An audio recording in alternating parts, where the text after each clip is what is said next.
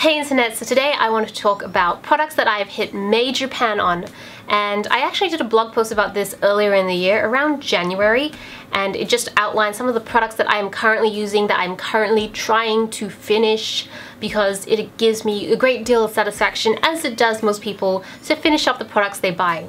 You know you got your money's worth, and you know you like the product, and you know good things have happened. So I thought I would do a mid-year recap, even though it's not really mid-year, it's kind of towards the endish third of the year, I guess. But I thought it would be interesting because I have a couple new products to show, and I love looking at this stuff from other people. So yeah, let's get right into it. So this is my uni palette. It's my favorite palette out of all the palettes because it's the one that I put together. I would say it's my favorite customized palette because I do have a couple customized palette, but this one is my favorite. It's just so, it's travel friendly and stuff, and it has all the eyeshadows that I love. There, you can see it. And you can tell I'm like a neutral person. There's really no doubt in that. But this particular shadow over here, I think it's Idol from Tarte, and I think it came from a palette. You can see it is pretty much on its last leg.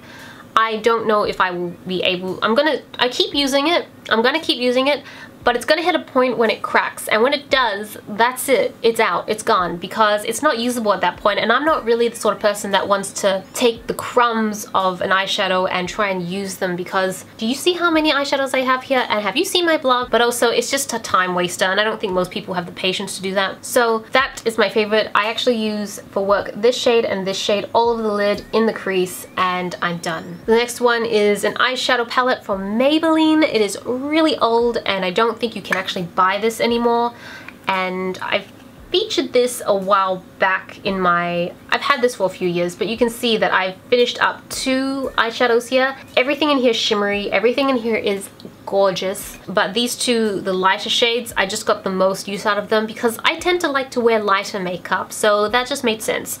And I'm terrified of using it up because I know that once it's over, it's over. And when it's over, what do I do with the other 6 shades? I mean, I use them, but not much. But then I feel wasteful for throwing it out, so I feel like I need to make myself use them. It's a bit of a weird mind game. Which is the same mind game I'm having with this particular palette. This is the Avon True Color Eyeshadow Quad in Mocha Latte. And same issue. As you can see, this is the lighter shade, which I used on my lids, and this is the taupe, which you'll see this a lot because this is the sort of color that I use a lot in the crease. And then I have these two. What do I do with those two? Like, when I finish this, I mean, this is pretty much done. I can't use this anymore. But when I finish this one, what do I do with the last two? I don't really use them that much, but I feel like it would be such an accomplishment if I could finish them, then I could say the entire quad done. Last eyeshadow is this little teensy one from Stila. It's a shimmery eyeshadow kitten. It's like one of their most famous, I think, eyeshadows. And I don't think there was much to begin with because I think this was just like a sampler size. But it's quite good for a sampler size. I mean, it took me a long time to hit... Oh, I didn't realize I was out of focus the whole time.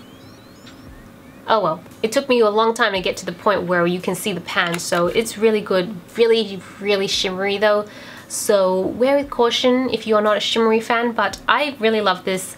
I used to use it all over my lid, and then because I have eczema, I noticed that it was accentuating all the dryness in my eyes, which was, it's not attractive. So now I saved this for the brow bone. Blush, cheek, face products, let's do that. So this next palette is from NARS, and it's gross and grimy, and it's not because I'm not being able, it's not because I'm bad at cleaning my makeup. This is really because I dropped nail polish remover all over it, and it eroded the plastic and made it all gross and grimy.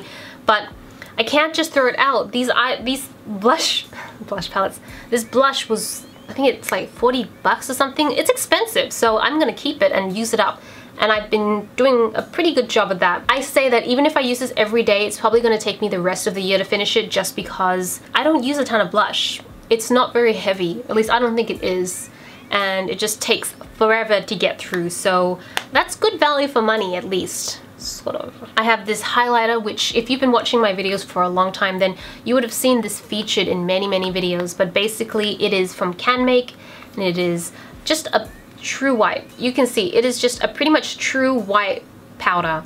So ideally used for things like highlighting, but as in like I used to use it more for the cheeks, like cheekbones, but you can use this for your inner corners, your brow bone, pretty much any form of highlighting you want to do, this is pretty much good for it. So you just got to keep in mind that, like for example, I don't use this much now because I don't need a pure white shimmery powder. I tend to go for more ivory shades because I feel like they're a little bit more natural. Maybe you would like this. I don't know. I think it's personal preference, but I use this more for dramatic looks, which is why it tended to feature more in my avant-garde looks. I have some concealer. This is actually my second pot, so you know it's good. This is the Bobbi Brown Creamy Concealer.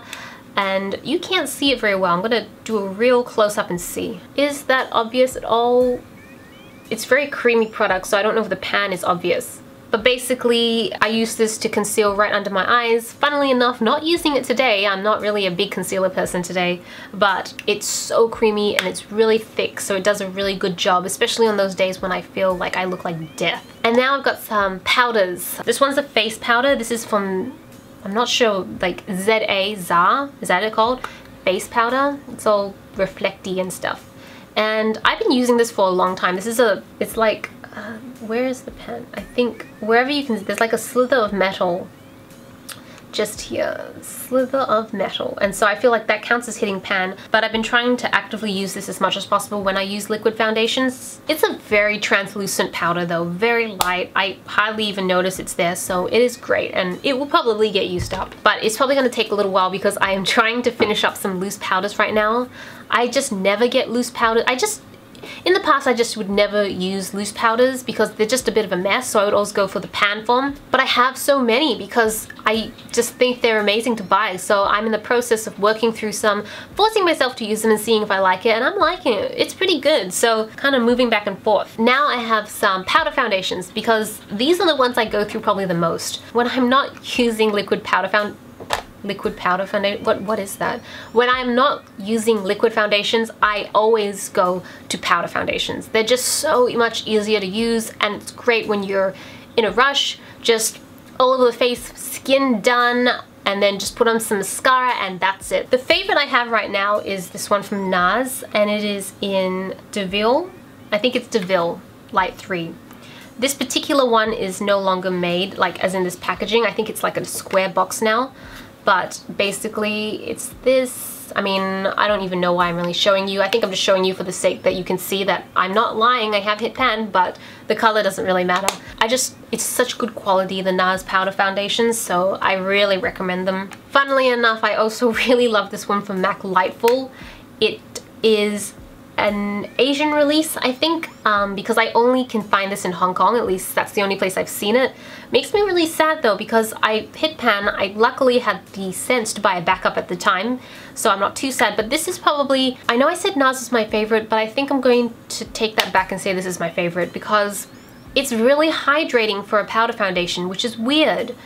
Powder foundations are known for being a little bit more on the drier side, and this does go on like a powder as normal, but during the day I don't feel like it dries out my skin, whereas I feel that the other ones don't react to dry skin as well as this. Like it just kind of melts into your skin over time, and that might be gross if you're oily skin, but for me, for someone with dry skin, it's perfect. It's really good. And then this last one is from Makeup Forever. It is the Pro Finish powder, and I've hit some good pan on this.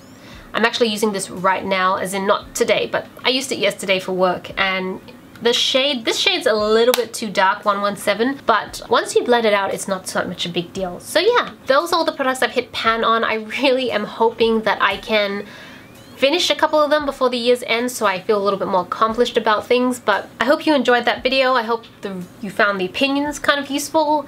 And yeah, there's nothing better than just finishing a product from start to finish. Am I right? Thank you so much for watching. I hope you enjoyed the video. This is Celina reporting from my room. Back to you, internet.